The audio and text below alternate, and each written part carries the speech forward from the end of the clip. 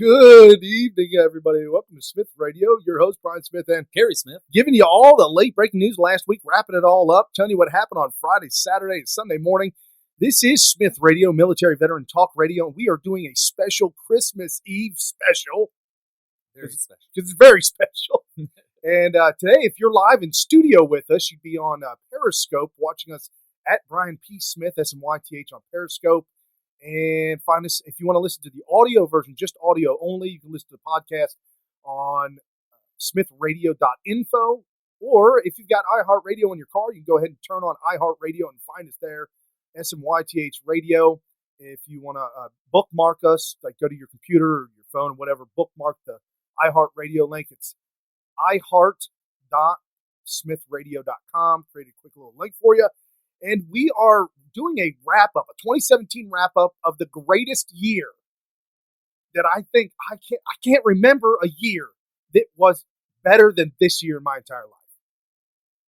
You'd have to go back to a time where you'd have to think, because we were children, that we may not be, we might not remember things correctly. But as an adult who can understand what's happening to America, it definitely feels like the greatest year ever. I mean, when I was a youth, you didn't have many responsibilities, and you might not have understood what was what. And, you didn't have a job, or not those kind of years. I'm talking about the kind of year that we had, that we are cognitive of the actions and the things that are going on in our world on a daily basis, wrapped up in politics, folks. And we are here on Smith Radio to give you the facts, exposing the fiction, the fake news. And even with all the great news, this is going to be a very positive show. I wanted to make it a point to make this a very positive show, because... Which is not hard to do. No, that's not. No. There's a lot of great information. It's easy to find. But the mainstream media won't do it. This morning on CNN,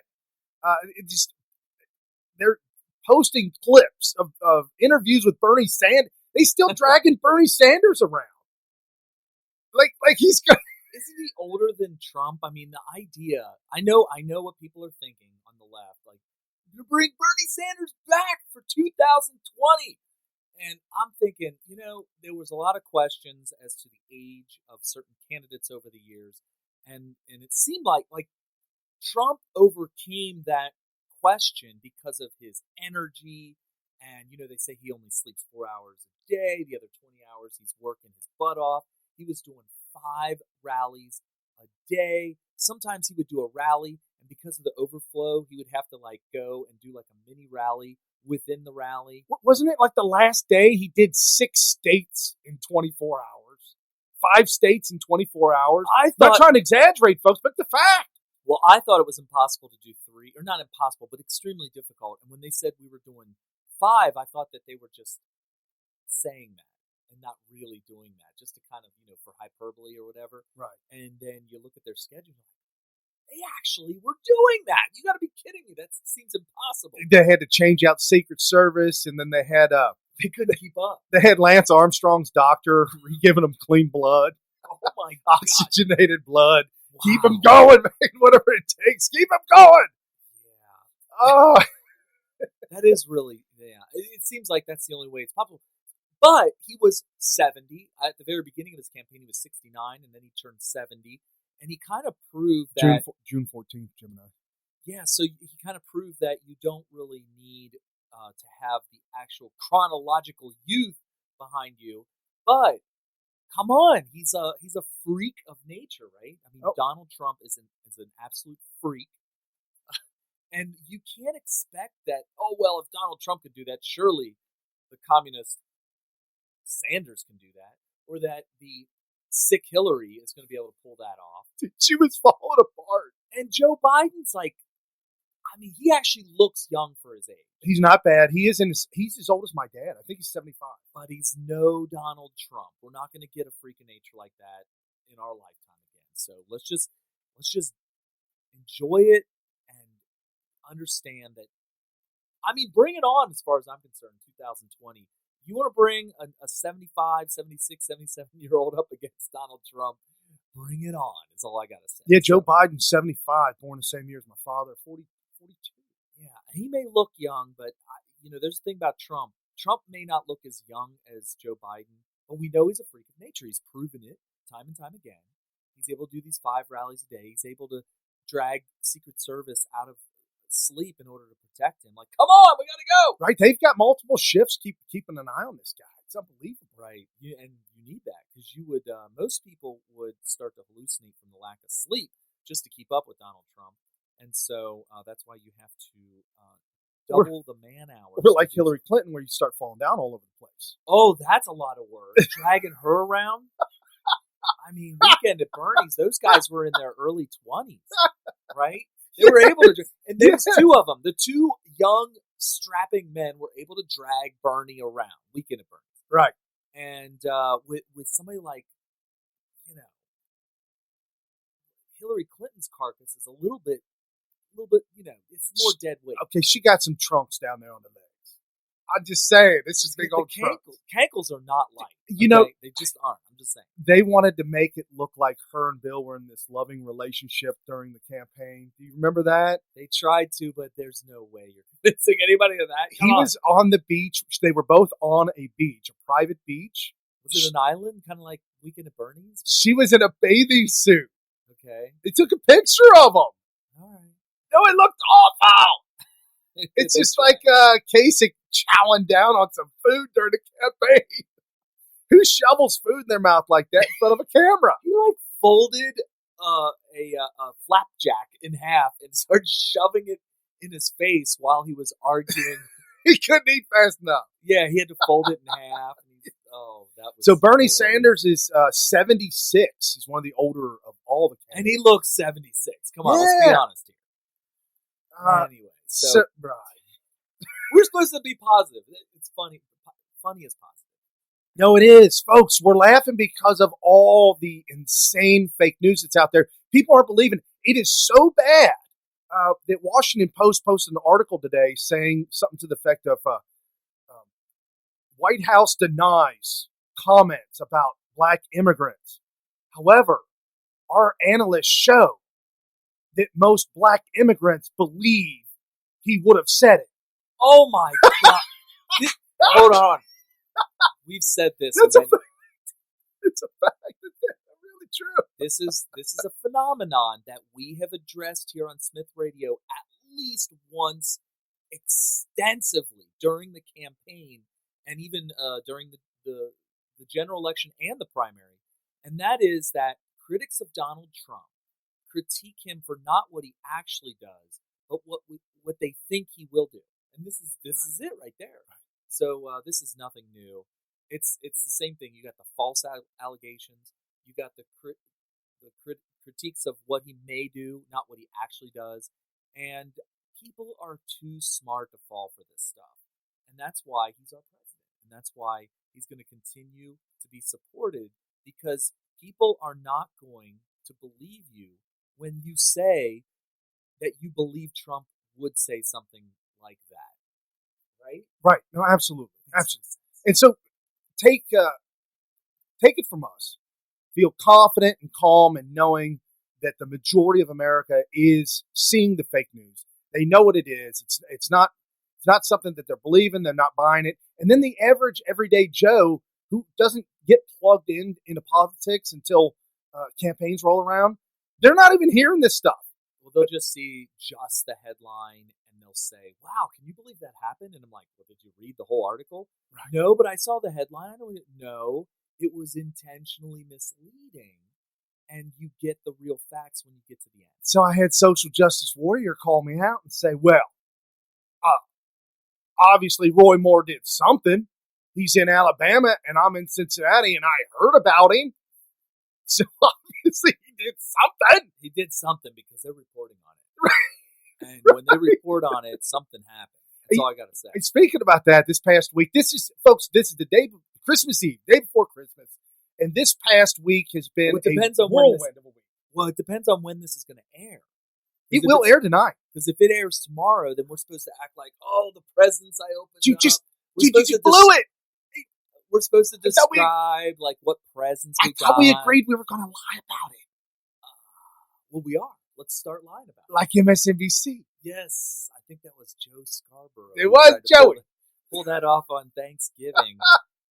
And Mika, they're so We're not going to lie to you, folks. This is Yeah. pre-recorded, but we had to do it because of friends and family like for just tonight. several hours prior, though. Just several hours.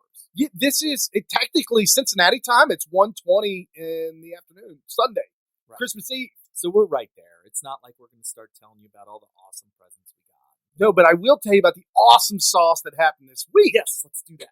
I had mid-thought. Got sidetracked.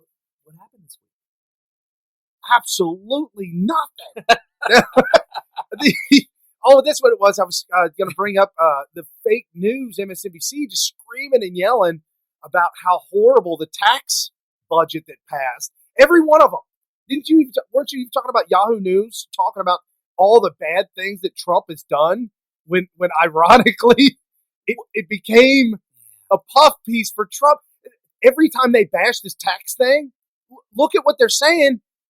It makes you realize, oh my God. Well, I can go through. There's some great things that are going on. You want me to go through the list? Yeah. And this is from Yahoo. I'm pretty much going to read this article because it's a puff piece for Trump. It's on Yahoo.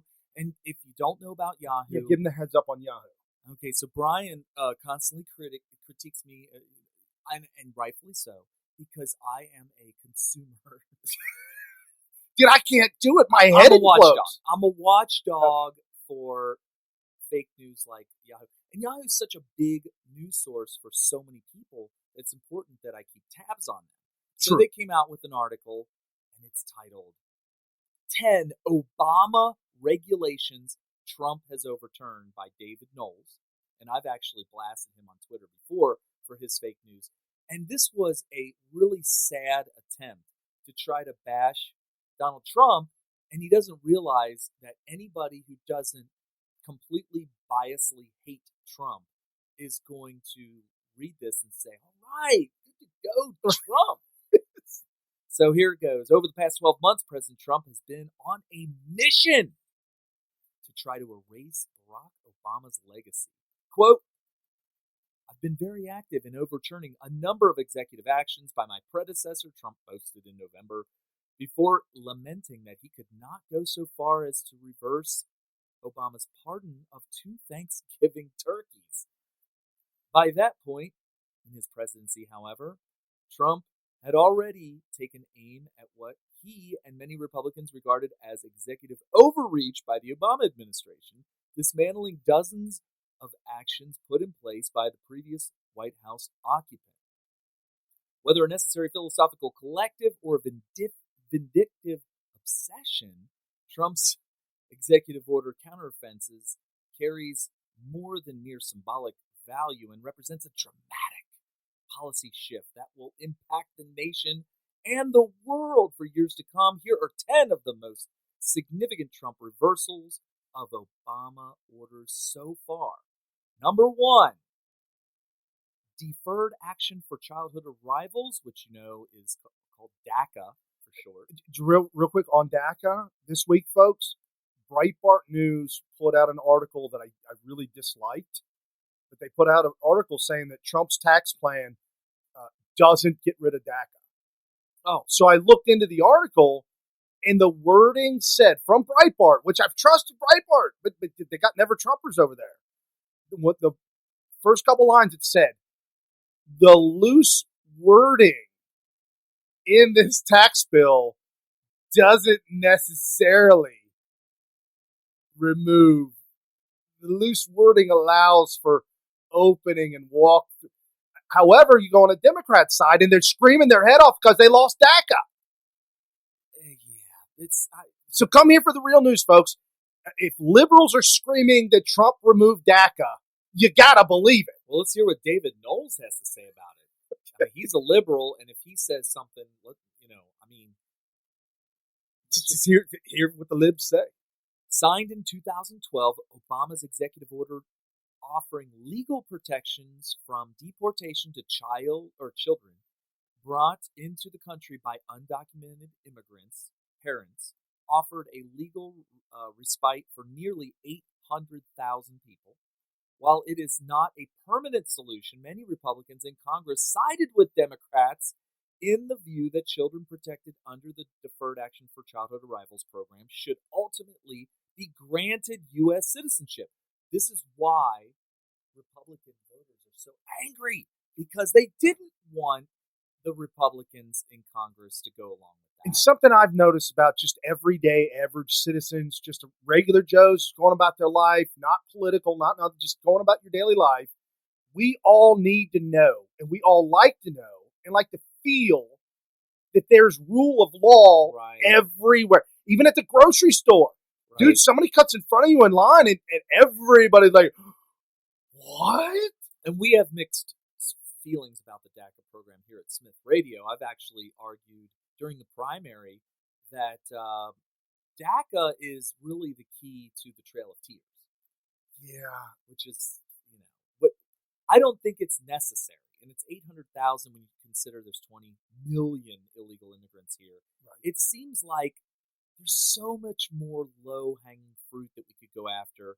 And by the time we get done with all the low-hanging fruit, by the time we get to DACA, it's almost invisible. Right? So that's why, to me, it's a low priority. But anyway. But on September 5th of 2017, President Trump put that possibility in doubt. Quote, "Make no mistake, we are going to put the interest of the American citizen first," unquote, is what Trump tweeted ahead of the announcement by his attorney general that he was rescinding Obama's action. The matter now rests in Congress. So number 2, transfer for surplus military equipment to local police. I have some, I almost feel like I'm on Obama's side on this one.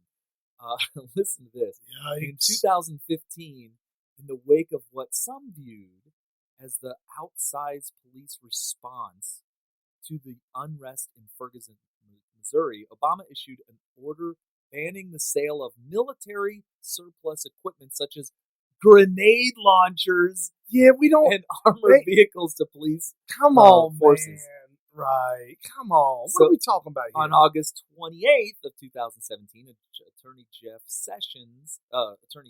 Jeff Sessions announced that Trump was scrapping the restriction to make it easier for police to launch grenades into crowds of unsuspecting. Come on! I added that. To make it easier to protect yourselves and protect your communities. You're going to get somebody triggered. Grenade launchers? I mean, really? Okay. Why would local law enforcement need... You know what? We need to call... For that one, we need to call our cop on the beat. We got an inside guy. I know several cops. In fact, I know a SWAT team member, actually, which be a wealth of knowledge there. So, all right, number 3, normalizing relations with Cuba.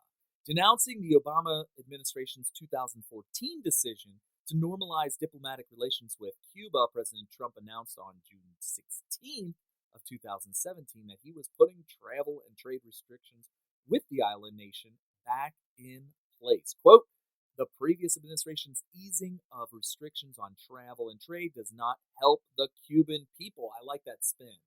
I'm more like punish them because of the regime that's in there is largely the same regime that pointed the barrel of the gun at America during the Cuban Missile Crisis. It hasn't changed. Nothing's really changed, right? Not at all. And as far as I'm concerned, they need to be punished for that. Them hanging on with tooth and nail to the ideologies of the last 60 years installed by Fidel and his family, Castro and the family, right, of communism and beholden to a dictator, and your life hasn't gotten better, no, you got a problem. You need to change it up. Right. So I'm with Trump totally on that.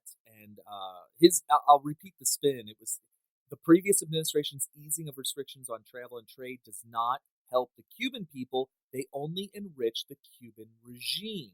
That's absolutely true. So I'm with them on that. Okay.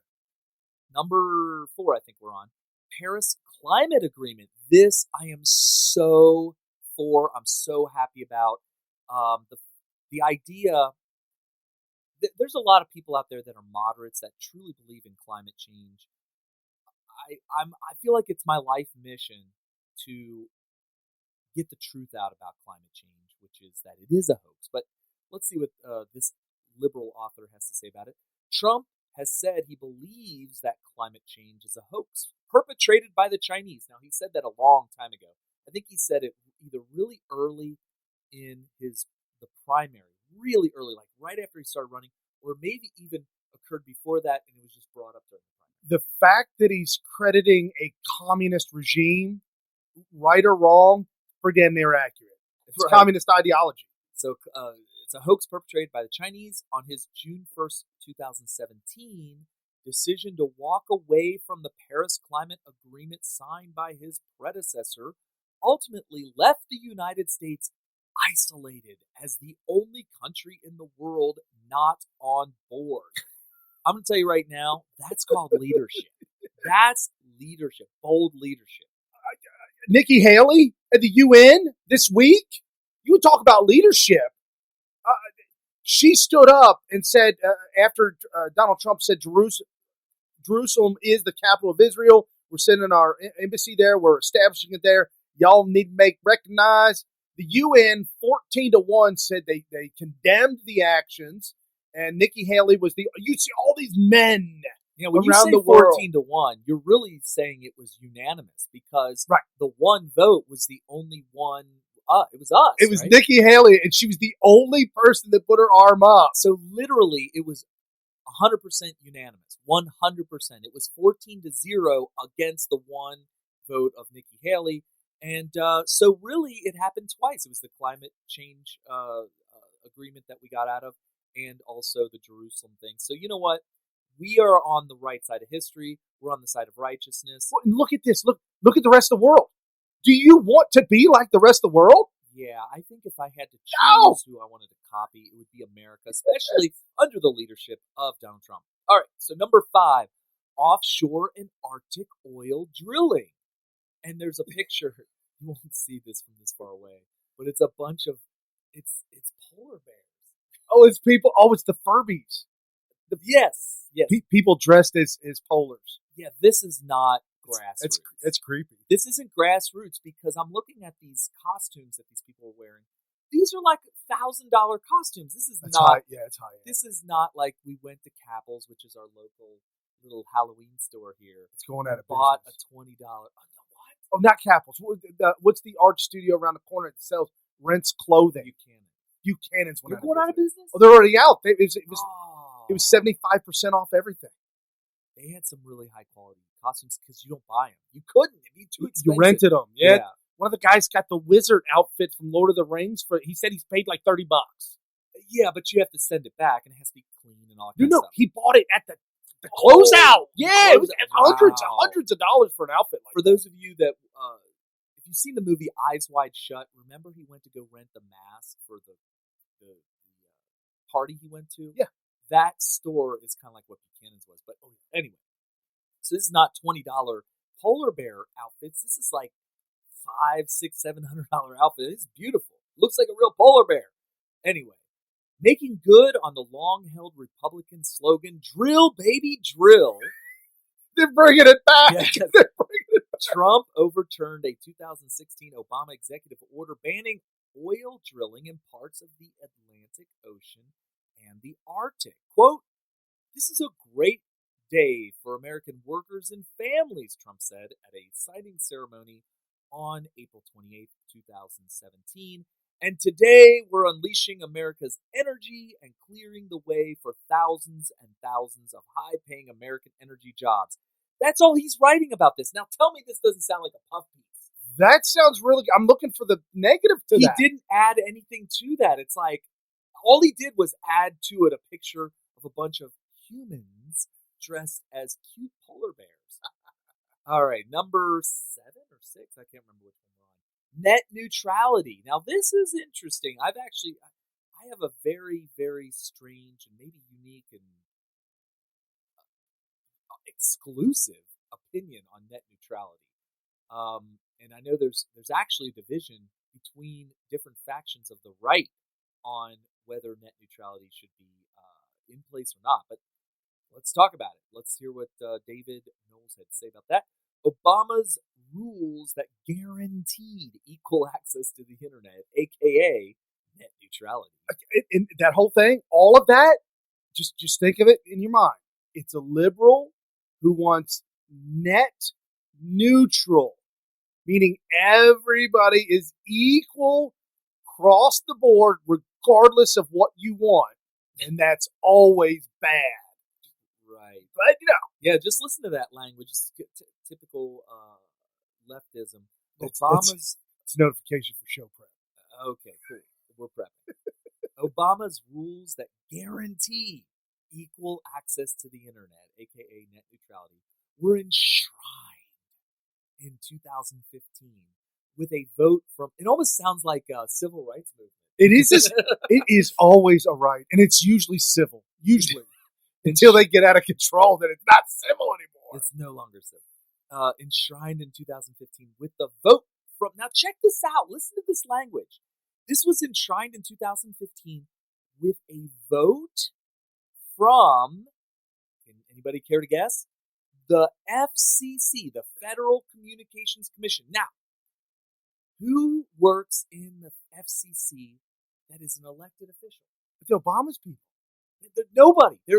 These are appointed people. Oh, yeah, you said elected. I'm like, no, yeah, right. Why are they He voting? jammed them in there. Yeah, and it's like that with any administration. But the point is that this is a department of the government that is totally, completely, 100% jam-packed with people that are appointed. They're not elected officials. So you're saying the way he's writing this is making the reader feel like the FCC had a vote and that they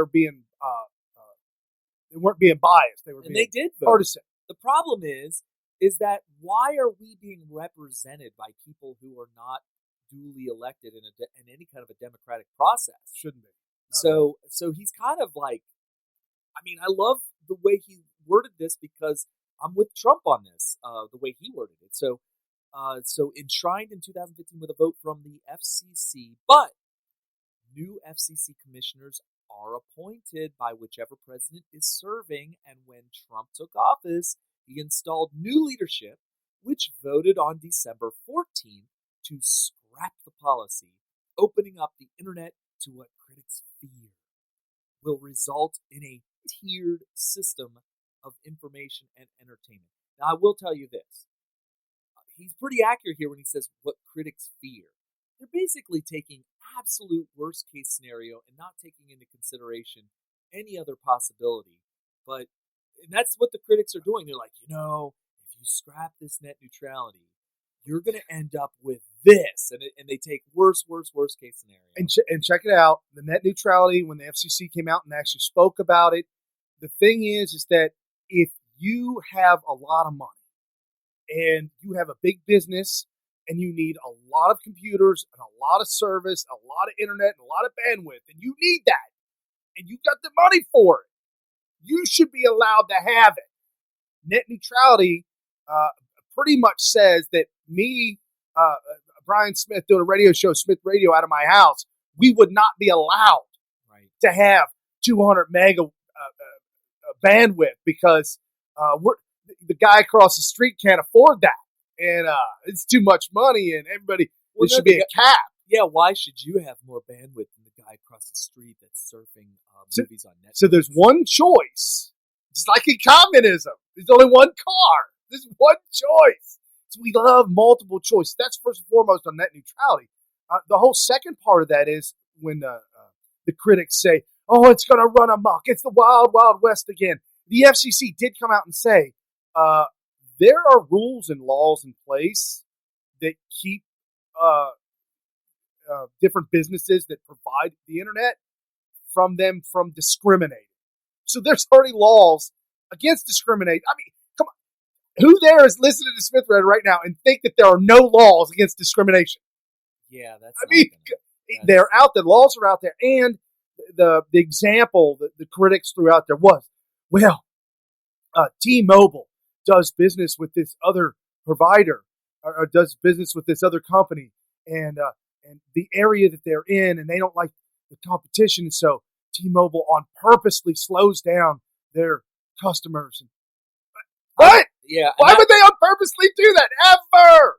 My personal worst case scenario was where they say, well, they'll offer as the lowest, cheapest package access to only certain websites. Like, for instance, if you want your social media package, they offer Facebook only, meaning you wouldn't even have access to certain other websites.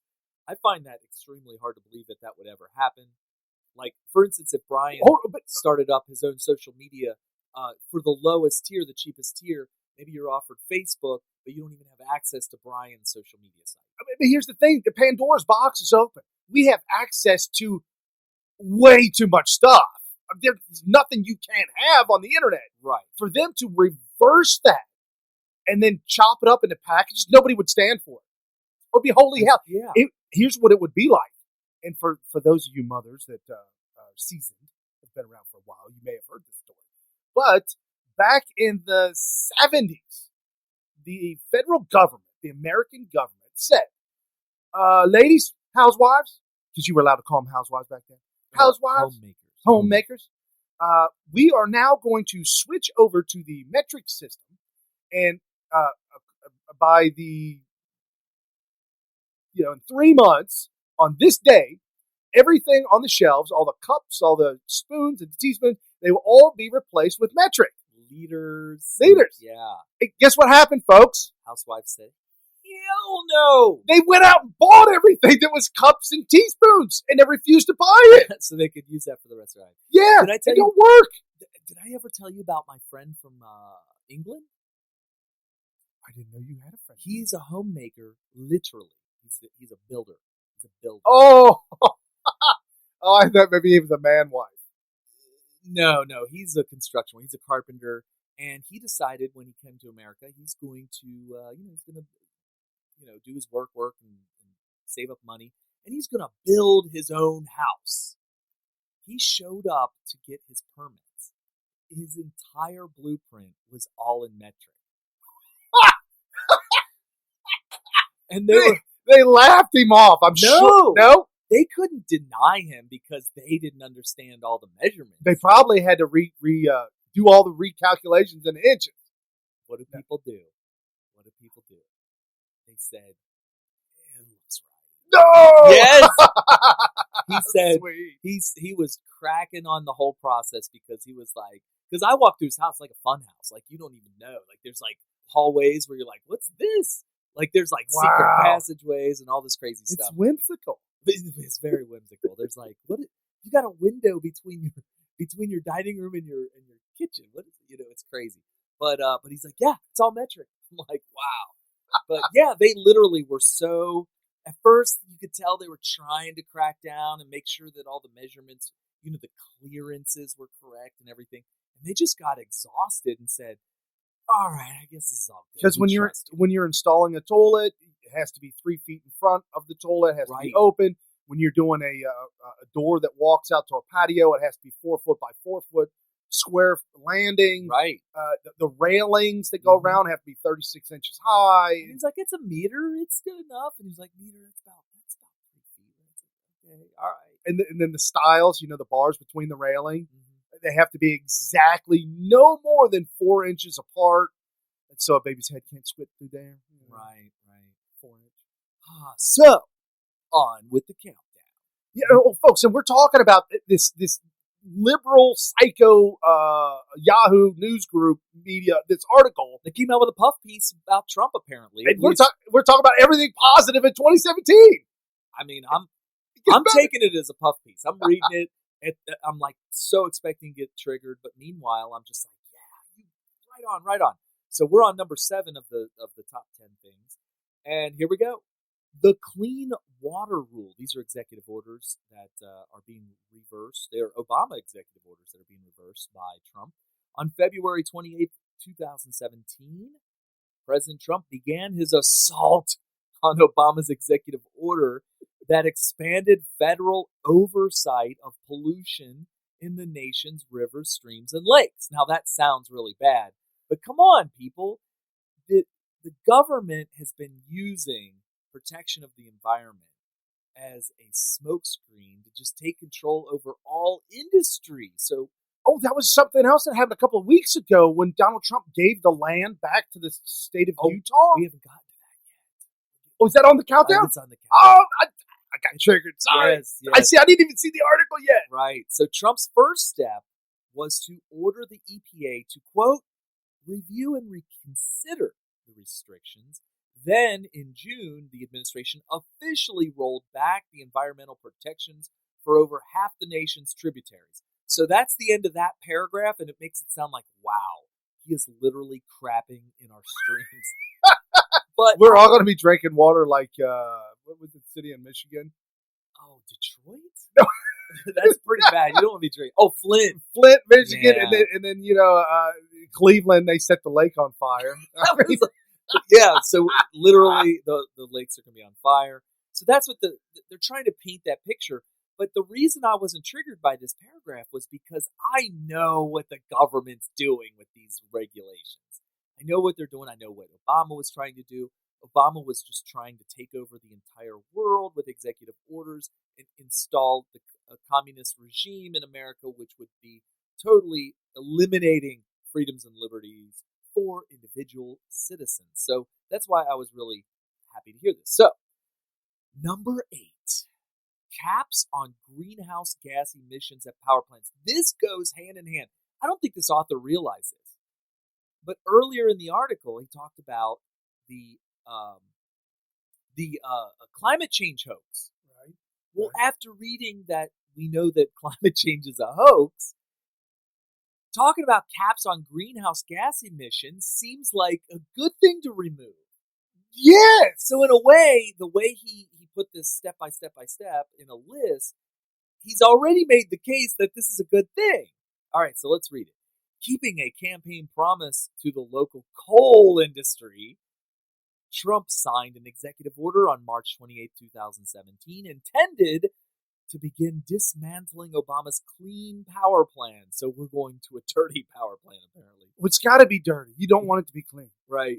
Which required power plants to reduce carbon emissions. Well, we know that carbon is an element, right? Right. When they talk about carbon emissions, what they're really talking about is CO2. Well, as I speak to you, I am showering this microphone with CO2.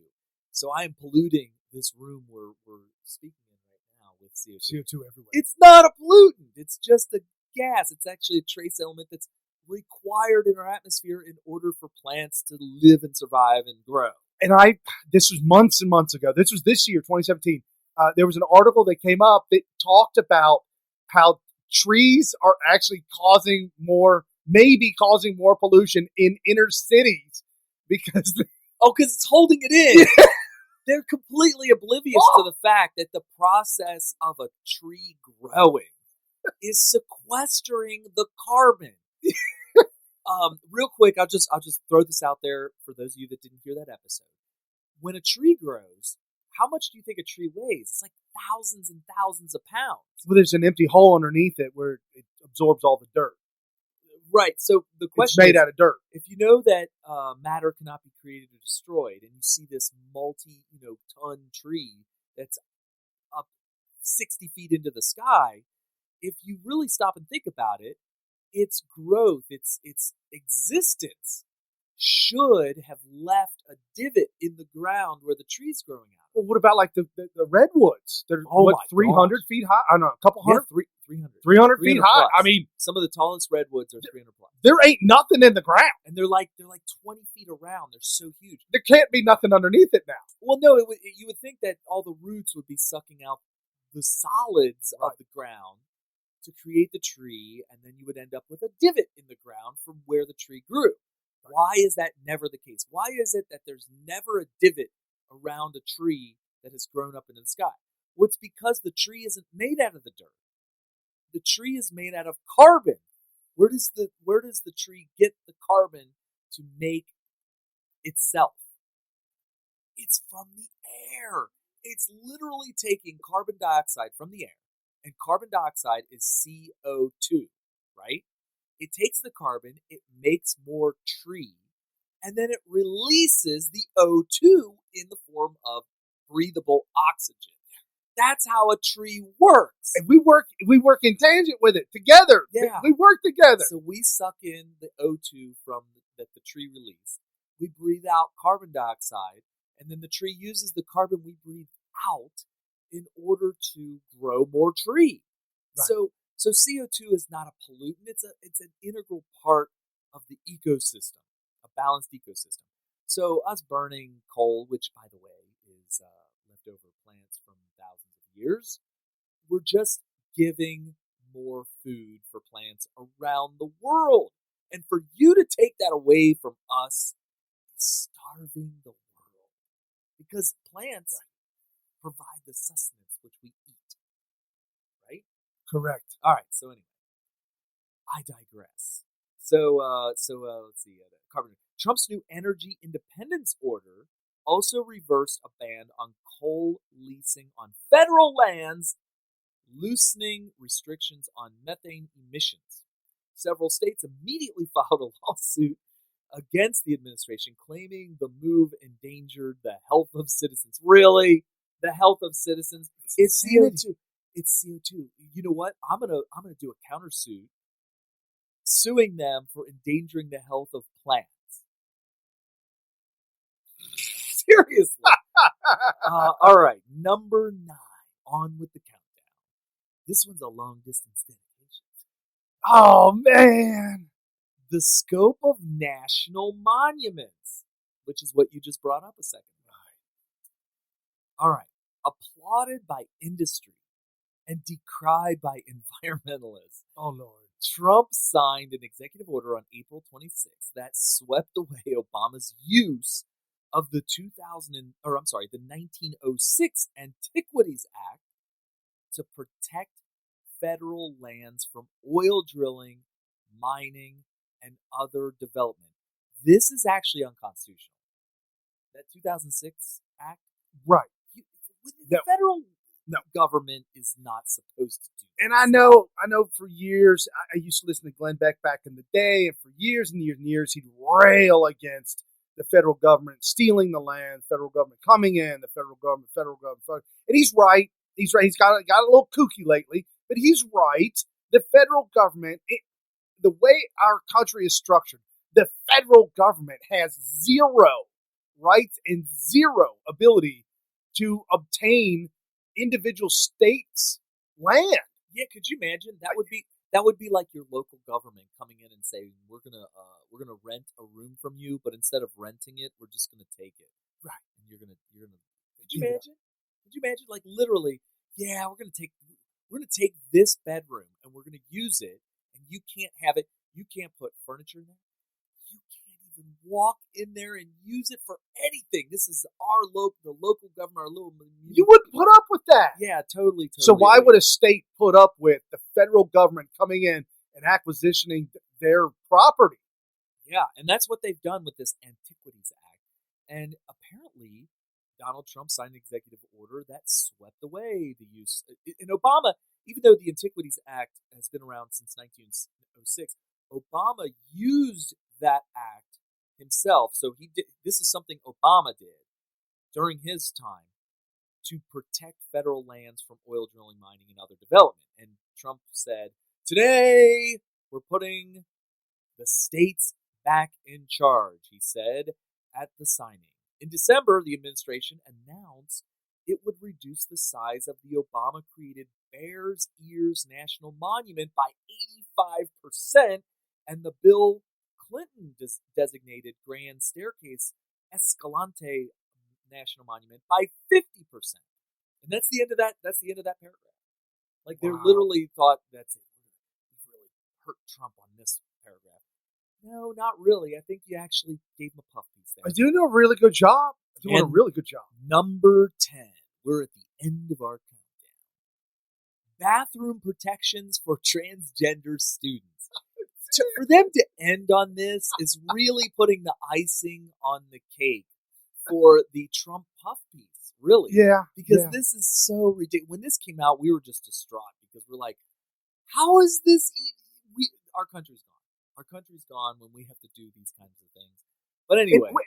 And for the federal government the overreaching federal government to enact a sweeping law for all states to abide by in this sense, just like with Roe v. Wade, shouldn't even have been. It's all individual. Each state is individual. Should have never been a federal case. Should have never gone to the feds. Just like this, transgender bathrooms, it's not a federal thing. It's a state-by-state local thing. I think they did it right by having a family bathroom, which is like you could take the whole family in there. I love it because you got all kinds of elbow room. Well, I don't know how much Brian had to deal with this. I'm sure he had to deal with it a little bit. But when our children were like 2, 3, 4 years old, I have a daughter. Brian has 2 older daughters. But when both my daughters were 2 and 3 and 3 and 4, they're a year apart. So between the ages of 2 and 5, you go into Kroger's, you go to the grocery store, you immediately have to go to the bathroom at least 2 or 3 times. Well, and here's the thing. In the past, it was never an issue because Mommy was always there. Yeah. But when Mommy was working during the day and I was on the off season because I had seasonal work, I would take her to the zoo and whatnot in the off season, and so I didn't have Mommy with me. And here she is, 3, 4 years old, and she's got to use the bathroom. And there were a lot of places that didn't have a family bathroom that I have to take her into the men's bathroom, and I'm just like, you open up one of the stalls and you're just hoping and praying it's clean, and when it's not, you're like, oh, let's move to the next one. You move to the next one, and it's just, oh my gosh, it was a nightmare. Then you go to a place like the zoo actually did have family bathrooms, and that was nice. Why can't we just leave it at that instead of having, so what do we have now? We have men's, women's, family, and then, we got to add a 4th one, transgender. Remove all the signs, put bathroom on them, and on the inside, put a lock. Right, so that's it. By the way, case solved. By the way, Wright-Patterson Air Force Base, their museum, open to the public, whatever, free. Yeah, they have a family bathroom, and I swear you've got to see this to believe this. It is a bathroom big enough to have a large event, and that be the bathroom. There's multiple rooms, whole bunch of stalls. There's the stalls, and then there's the urinals, a whole wall of urinals, bunch of sinks. But because they designated that to be the family bathroom, there's a lock inside the main door. So you get that all to yourself? You get the whole thing to yourself. My goodness. And it's kind of funny because like you open it up and there's somebody waiting for you and you're like, this is a huge bathroom. But anyway, it's family friendly. So 1 month into his term, Trump rescinded an Obama directive that allowed students to use school bathrooms that match their self-identified gender. See, they're twisting and warping the minds of youths, young It has young to be youth. students. It has to be little, young, impressionable children because we see this for what it is. Because we're malarkey. not stupid enough. And I'm not trying to say that students are stupid. They don't have the real world experience, and they have compassion for their friends, and their teachers said so. This teacher that a very close person to our family has a young boy who's 5 and 6. 6 has a little bit of he's working with some things. He's working through some things, okay? Right. On some mad stuff, like whatever. The new teacher that he has told all the children, when you're upset, you do not scream in my room. You don't yell, you don't scream, you don't hit, you don't push. When you're mad, you stomp your feet. Okay. So now all the kids are stomping their feet. And he goes home. He goes home, he stomps his feet. So he literally puts on a tantrum at the house by stomping his feet. Oh, that's when there's a teachable moment there. When you're like, I understand that you're supposed to stomp your feet in your classroom when you get upset. But we're not in your classroom. Right. See, that would be the perfect thing. Yeah. And so this transgender bathroom thing, the teachers have the respect of the children mostly.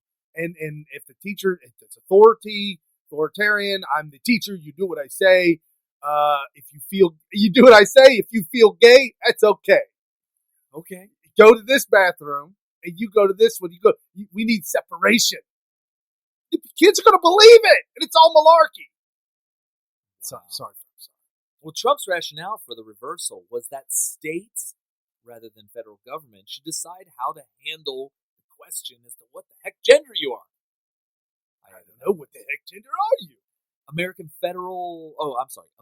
Federation of Teachers President Randy Weingarten decried the move, telling the Associated Press that it, quote, tells trans kids it's okay with the Trump administration and the Department of Education for them to be abused and harassed at schools for being trans. I'm reading it directly. That was a direct quote.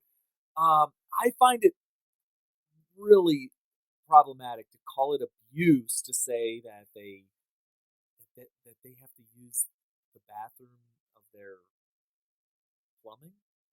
I mean, if you have plumbing that a man would have, right, and you have to do a water break, and there are two different sets of stalls. One you could sit down, or one you could stand up. If you're a woman, you may never have seen these things, but in the men's bathroom, there's a stand up for us. Yeah, you could stand up to go run in, never sit down, run in, and run back out. And it's hard to pee when you're running. It is, unless you get some good practice. And so, anyways, if you have that particular type of plumbing, you would be probably catered to go into a men's bathroom. You are catered to go into a men's bathroom. And I get it. They're trying to say to everybody that I'm a woman, and they don't want to have to reveal that they're not a woman by having the indignity of going into a boy's bathroom when they appear to be a girl because of their long hair, because of the makeup, because of the dress. Do you remember Jenny Jones? God, I had a little bit of a crush on her back in the day, but she had a talk show. Jenny Jones show. Right. She was the one that got sued because a guy brought another guy on as a secret admirer, and the guy was gay, and he went out and he killed him after the show. Oh, God. That was the end of her show, literally. But anyway, I do remember. Yeah, she would have these crazy things on, and this is what I was learning in my early 20s. Jenny Jones had a girl on to confront her. A boy on to confront her girlfriend about a secret. So they'd been dating for like 6, 7, 8 months, and they're in high school. And the dude, the boyfriend, revealed to his girlfriend of 6 months in high school, emotions running by, that he is really a she. And she would tape her chest down and everything. Folks, I'm telling you, to normalize this behavior, you are tragically destroying other people's lives. That girl was mortified and now has to question who she is, come to grips with whatever's going on in her mind, the identity crisis that she had because this tranny had an identity crisis and wanted to go ahead and lie about it. I'm done, man. I'm done. Do not push your psychobabble on me. I don't want it. Don't want it. Sorry. Yeah. I didn't mean to do that. You know what I'm saying? Can you feel me? Yeah, I'm telling you. I mean, I don't know. I mean, if she feels like a man, and I mean, there are people that are gay. I mean, what are you going to do? I always thought, you talk about trans people. I always felt like, from what I've learned about the gay mentality, the psychology, what's going on in their head, that a gay man is a woman trapped in a man's body because they're attracted to the opposite. Unless you're Bruce Jenner, then you're a lesbian trapped in a woman's body. Yeah, see, that's do you know that, right? I think I remember. He loves women. Yes, so he does not like men. So he's a woman. He's a lesbian trapped in a man's body. It's called a mental disorder. It really is a psychological mental disorder. That's my conclusion too. My conclusion, and if you're listening to this and you're gay, I'm really sorry if this offends you, because we don't want to offend you. Right, all your other mental faculties, as far as your logic, intelligence, your ability to get A's on tests and learn everything that everybody else learns, is all top notch. It's all there, but there's something obviously wrong with your brain when you're a man and you have all the men parts and everything, but you have all the, not just the attractions, but also some of the preferences that you would see only And exclusively in the female. Right, and I don't think we're not blaming anybody. I'm not. Yeah. There's no blame being put on you. I'm just saying it's just like anything else that you got. Either you fix it or not, because in society, in evolution, in a sense, where evolution not the right word, but where we procreate in well, just the way we're designed. I mean, we're obviously not designed. It doesn't. Yeah, we would work. Yeah, if everybody was gay, we would be extinct in one generation. Yeah, pretty much. Minus some medical intervention. You always got the medical feel. So, I don't know. If I was gay, I would admit that there was something wrong with me, because it would be pretty sad for me to have to accept the fact that I'm not going to have any children, barring doing something that makes me want to throw up in my mouth. And that's what they've actually... I've had a gay friend tell me that the idea of having sex with somebody of the opposite sex makes them want to throw up. I cannot tell you, and I lived out in LA for 10 years, folks. I cannot... What you just said is exactly what I've heard for 10 straight years. Right. So it's obviously something, there's a couple wires just not quite right in the head. And I don't think that's something that should be considered an insult or whatever. It's just, it is what it is. And it's not, and we're talking about tranny bathrooms, it is not a civil right that you're tranny, you deserve bath. There's no civil rights there. But the left will make it a civil right issue because they saw how well it worked with the civil rights era that the Republicans helped to force through. They said, oh, we got to make victims. Wow, the Republicans did a great job with this civil rights thing. Let's get everything we want to jam down their throats. We'll jam it down their throats with a civil rights tagline. And that's social engineering right there. Yeah. So did you hear about who's... we're talking, folks, this is 2017 wrap-up. This is Smith Radio, military veteran talk radio. During the night. If this is the first time you've been on the show, my name is Brian Smith, and this is... Carrie Smith. And in the 90s, I was in the Air Force. In the 90s, Carrie was in the Marine Corps. And around, I would say probably around just a little bit after Obama's reign and era, Carrie and I got in a little business together in 06, 07. Obama came to power, and we had a lot to talk about on the phone, and the whole thing with Mitt Romney in the run-up. And so we would be on the phone for hours and hours on end talking about politics and life, decisions, life, everything. And one day, 4 years ago, we said, hey, you know what? We need to document the demise of America. We need to record this for our children for maybe 1,000 years from now. Somebody finds this recording and says, this is what really happened to America, play by play. Right. Yeah. Truly true. Yeah, because I didn't think that it was being done sufficiently. I was also thinking, too, even though, you got your Rush Limbaughs and all that kind of stuff that are doing this kind of stuff, he had turned 65 at the time. That's right. He's the same age as my dad, and my dad had already retired. And I'm thinking, how much longer is he going to be? Rush is going to retire. I mean, if not in a couple of years, soon. Could be at any time, really. And I felt like he was like this lone voice, and I thought, somebody's got to grab the torch. And I felt like a part of us doing this was, just us deciding, well, if somebody's got to grab the torch, I'll grab it and see what happens. And so we did that, but we were also doing this on the phone, like Brian just said, and I felt like we were losing some great ideas and points to the ether, because we would have these awesome conversations that were really interesting to me intellectually, and I just knew that as soon as we got off the phone, it was as if it never even happened. When it's gone, and you could only remember so much of what you talked about, and it's gone. But we started documenting this, and then lo and behold, we were diverted. We were completely diverted. Donald Trump showed up. Yeah, out of nowhere. It said, "Oh hell no! This is getting interesting. I'm gonna put on we got to put the e-brake on this thing. This ship ain't going down this road." Right. And lo and behold, 2017, 1 full year of Donald Trump as president, taking the office. His inauguration was January 20th, 2017. First day in office, January 21st. So from then till now, wrapping up this year, the accomplishments of Donald Trump, I'm telling you folks, are that of that, maybe even more than, and this is not me saying this, other people are saying this, that more than possibly Ronald Reagan. Look at this. This is just what you just abbreviated. Yeah, this is the minor list. It's a. Why is everybody all upset about the tax bill passing? Why are the liberals? This was posted on Twitter. I didn't make this up. This came to me. I didn't have the idea. I apologize, but I think Mike Cernovich retweeted it, and that's how I saw it. Why are they so violently opposed to Donald Trump's huge tax cut?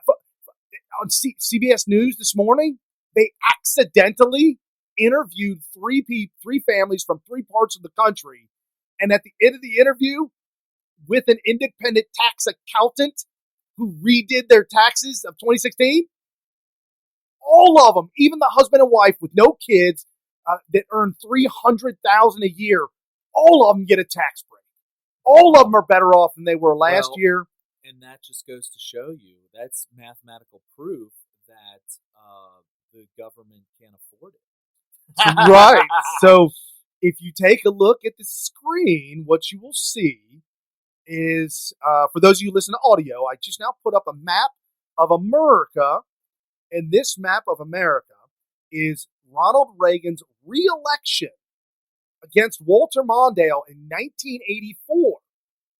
Earlier, before the election, right after his first election in 1980, Ronald Reagan passed a huge sweeping tax reform.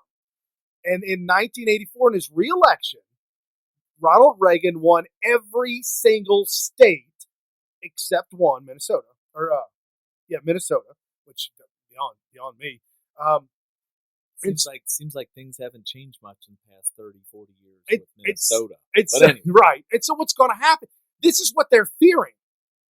I've talked about this all year. The greatest fear that the Rhino Republicans have, that the Democrats have, that mainstream media has, Obama's legacy, the Clinton legacy, their number one fear is the success of Donald Trump. If he is successful in doing half, and we said this before the election, if he gets elected, he does half, a fraction of what he's claimed to want to do, he's going to go through the roof. And I know for those of you who have been watching the scopes and listening to some of the things we've talked about, this has been the happiest week of my life. I'm just telling you. When Trump got up during a speech he gave this past week, he said the tax cuts will be rocket fuel for this economy. If you don't think that, look at the economy now. Yeah, absolutely. 100%. I mean, it's already been going, well, you got the Dow Jones going through the roof. You got all kinds of stuff going through the roof. And then manufacturing's up. We talk about unemployment down. Average wages are up. Yes. Wages are going up faster than prices. That's what I read about. Wages are going up faster than prices. Huge. That's huge. Yes. That's like the key measurement, right? Like I never really thought of it that way. I've never really heard of that. Whoever came up with that measurement, obviously, brilliant, because that's what it really boils down to. First of all, if prices are going up, that tells me that the companies that are making those products are increasing their revenue. Right. But if the average wages are going up even more, that's equivalent to everybody getting a raise, because now your dollar goes further. So you're getting more, but then you're able to buy more with the same amount of money, of which you're getting more of anyway. So it's like getting a double raise. It's like doubling down on the raise. Oh, it slipped my mind, folks. There's a company that, because of the tax cuts, have just now said that they're giving out $1,000 bonuses to thousands of employees. Yeah, now I think that several companies are following suit. And you know what? From Never Trumper, was it Newsweek or the Never Trumper thing?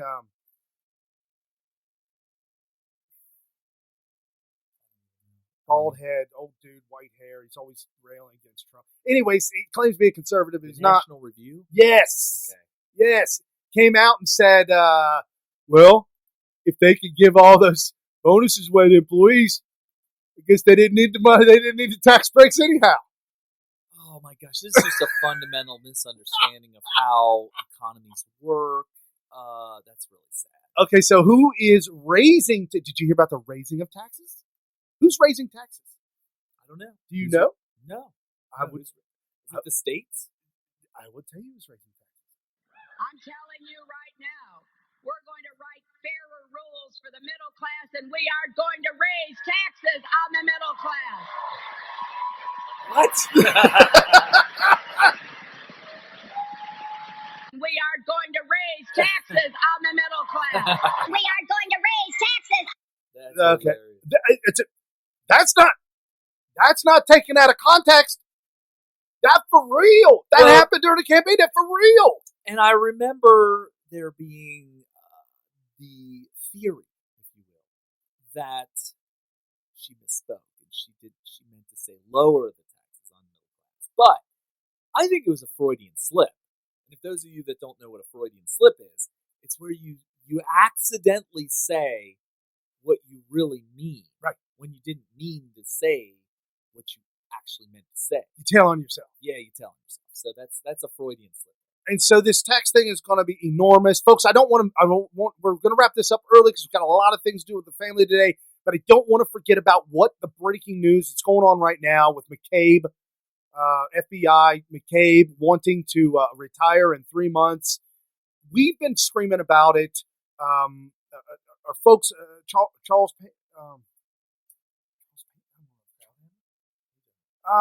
some of our other folks on Twitter that are Thomas Paine. A lot of folks on Twitter have been railing against this for the past year. This McCabe his wife took $700,000 from the Clinton campaign during the investigation into her email scandal. We talked about this last year. Somebody's got to go to jail for this stuff. So this dude announces he's going to retire in 3 months? My Donald Trump? Oh, no, you ain't. Yeah, didn't he? He actually tweeted out that in 90 days he gets full 100% everything benefits for the rest of his life, I guess, for retirement. Right. If he can reach the finish line. And the finish line is like 90 days away. Right. He's got to get to the 90-day point. He should fire him on day 89. Like literally fire him on day 89, denying him a chance for the full. And all these lefties screaming, oh, Trump's going to fire Mueller. Trump's going to fire Mueller. Look, he's going to fire. No, in the past, the media was able to get Bush to do things by the mantra and shape the news and shape the way that Bush would react or what Bush would do this way. And they would say this and he would tiptoe around. They ain't happening no more. He really should make sure that he's fired. I don't know if he does it directly or finds the person to do it, but I think that would be the ultimate justice if he were to fire him on day 89, where the 90th day he's eligible for all of his benefits for the rest of his life, retirement, blah, blah. Right, and Stork, FBI agent Stork that was fired, that needs to be investigated as well. Never Trumper, hating on Trump. Part of the investigation for the FBI in the email scandal with Hillary Clinton, and part of the involved in the investigation, the fake trumped up, fake Russiagate, and he's a Clinton supporter. Awful. And now the Department of Justice, Orr, and his CIA agent wife working for Fusion GPS. This is a huge scandal. This is the deep, folks. It is being exposed. Obama allowing Hezbollah, a terrorist organization, allowing Hezbollah to come into America with cocaine and drug running and gun running to Mexican drug lords. This is ISIS. This is Islam. This is the terrorist fraction of Islam. And Obama says, no. You got to let those guys go. Because if you let those guys go, we can get this deal done with Iran. He has, in 8 years, I've been screaming to anyone who can listen. He has picked the wrong one every time. Well, I think it's all a part of the master plan to destroy America. It is absolutely crystal clear that is exactly what Barack Obama and his cronies had attempted to do, was to destroy everything that we know of that is the beauty of America. And speaking about that, James Woods, we were playing a clip from Hillary Clinton. I want to raise the tax on the middle class. James Woods on Twitter, if you're not following him, you absolutely should. Real James Woods, just a great all-American Trump-supporting man. Hillary Clinton tweeted out earlier today about supporting and fundraising. Hillary Clinton, talking about fundraising, supporting different organizations. And James Woods tweeted back to her. She said, "Onward Together is ending 2017. Onward Together is her campaign. Ending in 2017 by supporting 6 more incredible organizations fighting to protect voting rights." And that really means fighting to keep illegals voting for Democrats. Voter fraud in general. Right. And so James Woods retweeted back, "Shouldn't you be packing for Argentina? ? Hashtag uranium one." Wow. Yikes. I was just saying, go to Bolivia, where Sundance and Butch Cassidy and Sundance can run off to Bolivia, Or Mike Tyson. Remember, he said he's gonna slink off into Bolivia. He was supposed to say oblivion, but he said Bolivia. Anyway, I give him a man a face. It's all good. It's all good. So, no, this has been a huge, huge year. 2017 is going to be even bigger, folks. There are so many great things that are happening. Keep posted on our scopes because we talk about individual topics throughout the week on the individual scopes. If you're on Periscope right now, you can see the handles. Carrie is at Smith Radio, SMYTH Radio, and I am at Brian P. as in Paul Smith on Twitter. There's 2 scopes that I'm going to do this week at some point, so look out for it. Make sure you follow me on Periscope. The one is, I keep on getting people asking me, are you going to do some sort of a report on the interview that I did with the bus driver in Las Vegas? Yes. Well, tell everybody, you went to Vegas. Yeah, I went to Vegas. I talked about it last episode, and the one before that, we did the show from Vegas. Oh, yeah, last Sunday, if you catch last Sunday's show, Kerry was in Vegas. And was that last Sunday? It was last Sunday. We did split screen. Yeah, so we did split screen last week, and because of technical difficulties, we had to cut the show short. I wasn't able to really properly give you the total rundown of my interview with, it was Richard Kuna, who was the famed bus driver from the Las Vegas shooting. I did a 3.5-hour interview with him, and to be perfectly honest with you, it was less of an interview and more of a let's hang out, have a whole freaking pot of coffee, and just chill and just talk about everything for 3.5 hours. And the only reason it wasn't longer was because I realized that our show was about to end. Right. So I did when we actually did the show last week, I literally was running from the interview to the show. So I didn't really properly get a chance to report on that interview, and I will do that in the scope this week. And also, we have some great things, and me personally, I have some great things to say about cryptocurrencies.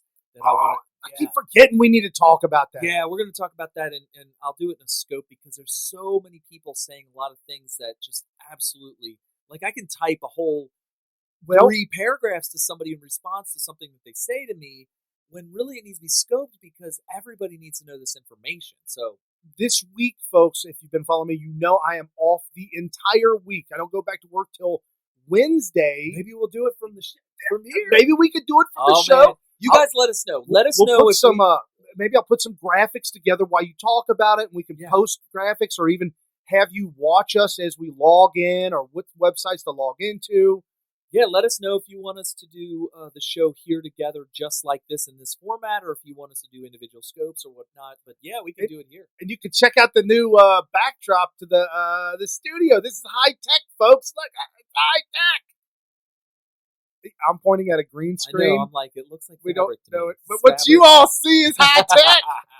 So Brian has to remind me not to show up to the studio wearing anything green. No, never. Be invisible. No, you got to wear black.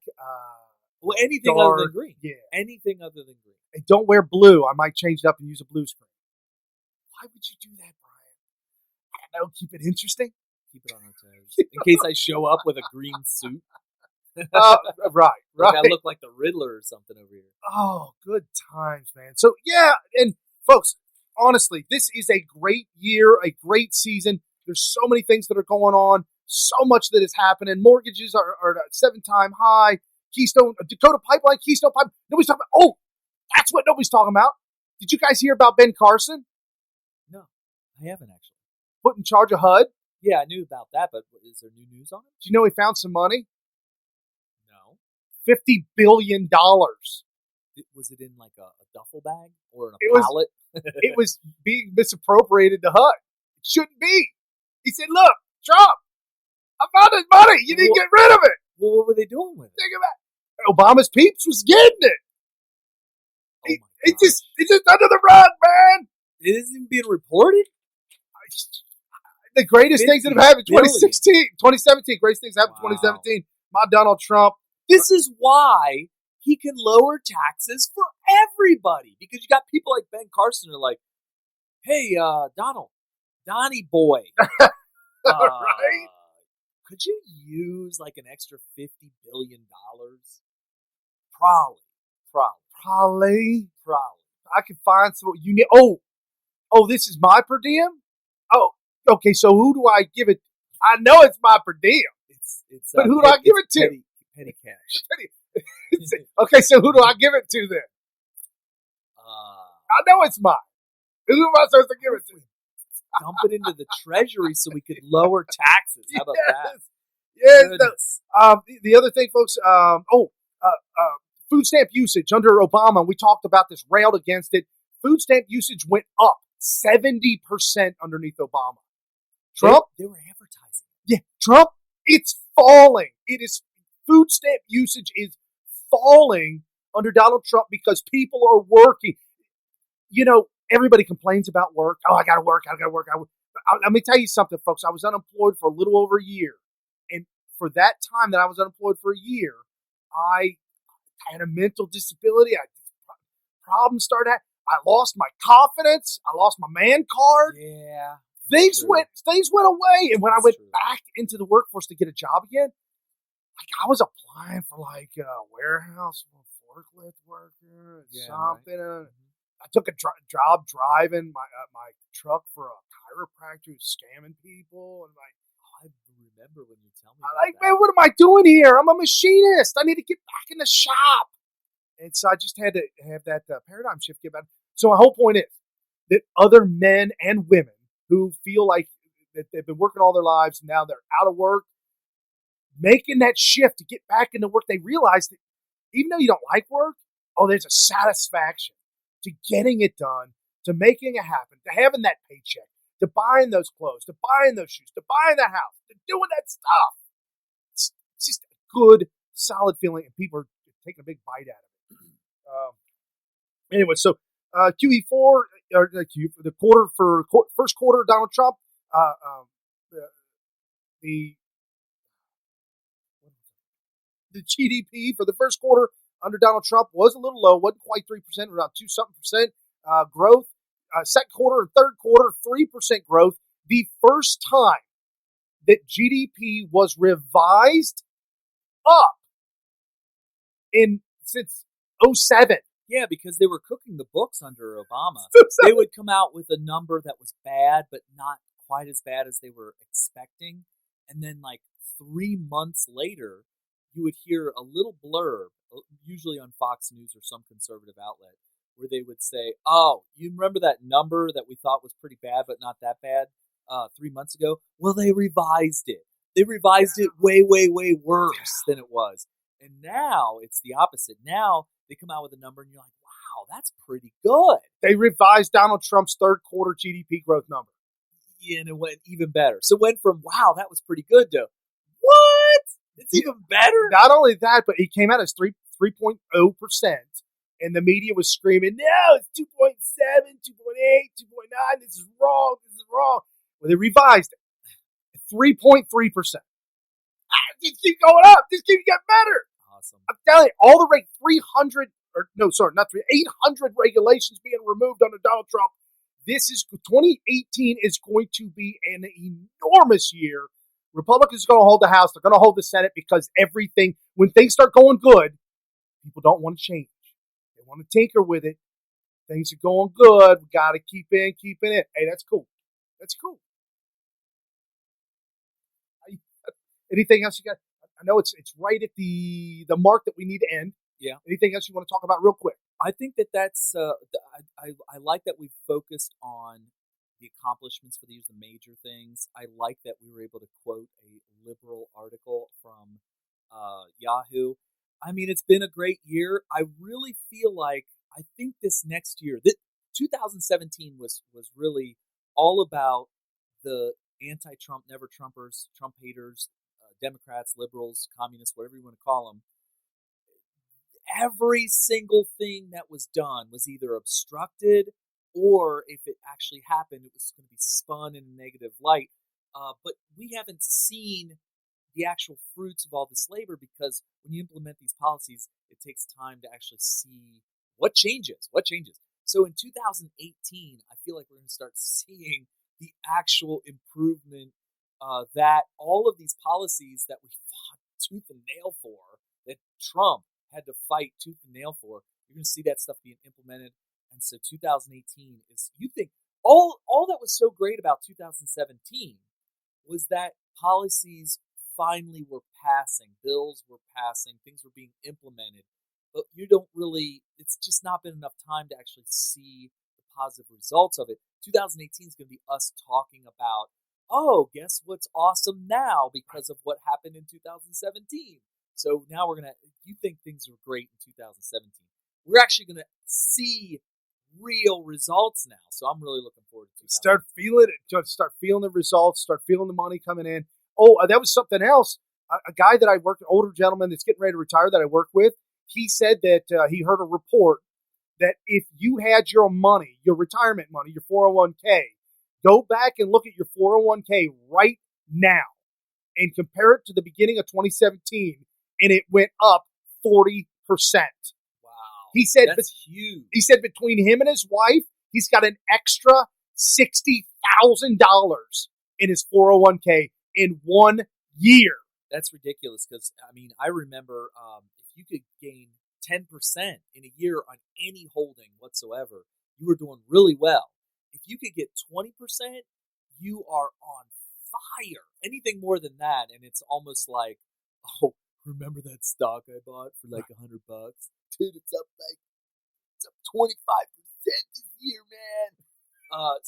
Yeah, so it's more like a little bonus. But like a 401k is like where a majority of your wealth from your life's work is. Right. So for that to be the thing to go up 40%, that's life changing. In the shop that I worked at back in 2013, since I incorporated out in Harrison, the old men that were retired, when I say old men, the guy's been there 40 years, 41 years, 42 years. Right. There's a handful of them, probably about a dozen of them about ready to retire. And in 2013, the depressed, borderline suicide look on these guys' face, day in and day out, nonstop. I've lost this. They were counting the money they lost in their 401k. The company that we were working for froze all pensions, and they weren't going to, the last generation, get a pension. And they weren't going to get any pension. They had like hundreds of thousands of dollars they were supposed to get, and the company was filing bankruptcy and frozen pensions, everything. And there was no light at the end of the tunnel. I saw a couple of them just this past Christmas, the Christmas party, the first week of December, with get together with these guys. Oh my God, you should see them. It's a whole renewed life that they have. Completely, 5 years. Completely different. 5 years. Yep, it's going to keep getting better, folks. So I guess the next time you'll hear us, we're going to do one right before New Year's, and that'll be it for 2017. And we might do a little something throughout the week, so keep posted, stay posted, and we'll be here for you all over the place for you.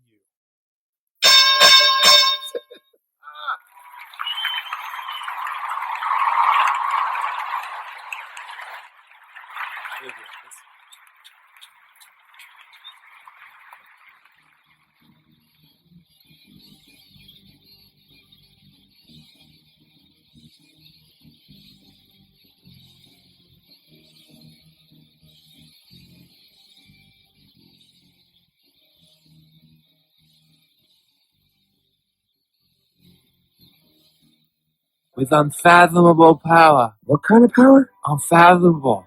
It's without fathom.